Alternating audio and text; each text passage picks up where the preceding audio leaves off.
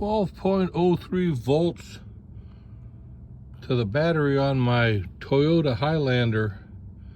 It wouldn't start last night, so I left it parked out here where I'm hanging out at night to do my internet connection, because where I'm parked at over down that way on the far side of the gulch, there is no internet connection to speak of.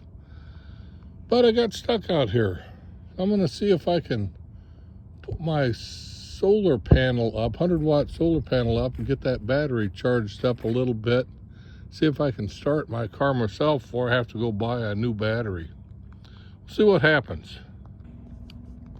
The clouds rolled in just as I set up my solar panel. It's typical. It's casting enough shade to give me about 13 volts to the solar panel. We'll see what it's transferring over to the battery over about 20 minutes. See if I can get this baby to crank over and then go get a battery. I know I don't know, I've heard some warnings about overcharging the battery with a solar panel, but I'm not gonna let it get that far.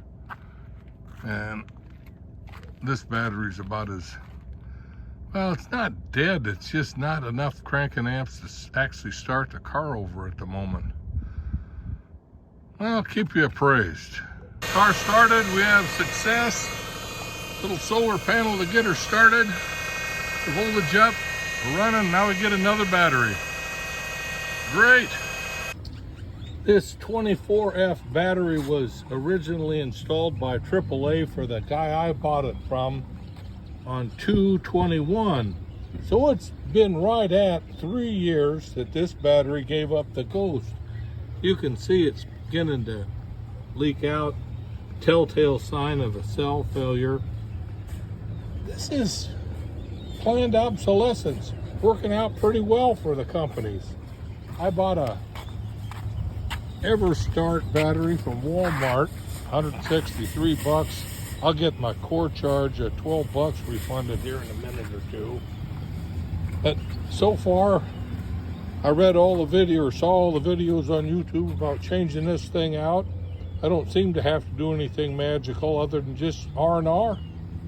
I'll let you know in a couple minutes. Okay, the battery is installed, the new one. Car starts, runs. We'll see how it goes for today's success. We'll return this for my core charge refund. And that's it for the day.